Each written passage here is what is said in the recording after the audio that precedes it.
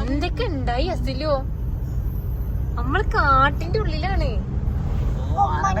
കൊമ്പനാനനെ കണ്ടില്ലേ? ആ,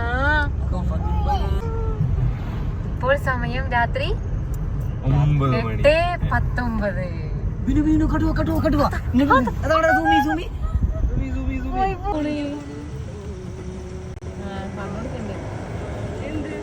ആ വണ്ടിക്കാരൻ പറഞ്ഞു ഈ വെള്ളക്കാരണ്ട് പോവാണ്.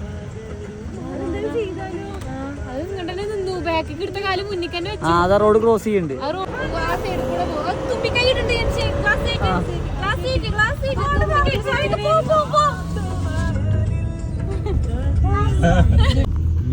മുന്നിൽ വണ്ടി പോയിരുന്നില്ലല്ലേ? മുന്നിൽ വണ്ടി ഇപ്പൊ ഇല്ല, ബാക്കിലും വണ്ടിയാണ്.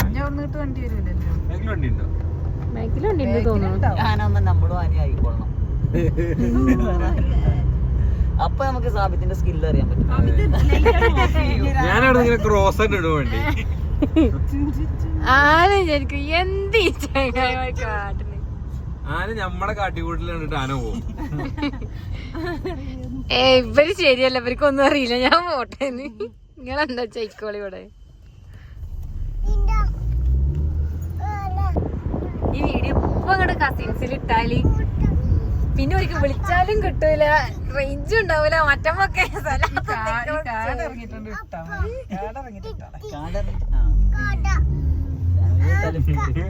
ഫാമിലിയിൽ ഇട്ടപ്പോ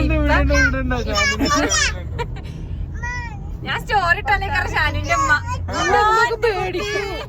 എന്റെ കുടുംബം മൊത്തം പേടിക്കും. അപ്പൊ വിളിയോളം നോക്ക് മാമ.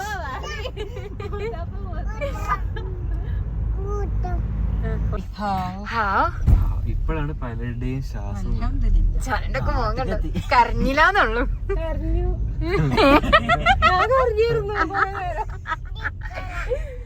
എങ്ങനെ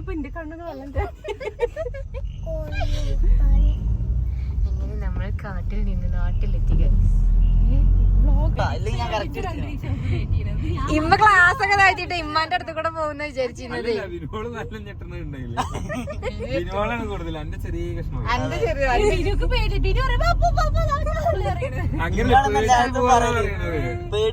സാബിക്ക് ചേച്ചി മുന്നിക്ക് എടുക്കുന്നേ. സാബിക്ക് എന്താ അവിടെ നിർത്തിക്കുക. ആനിങ്ങനെ മുന്നിക്ക് വരും ചെയ്യാ. ഷാനുവാണെങ്കിൽ ബാക്ക് കിടക്കുക. ബാക്കിക്ക് എന്തായാലും എടുക്കലും നടക്കൂല. എത്രയോ ദൂരെ വിട്ടിട്ടാണ് ബാക്കിൽ വണ്ടികള്.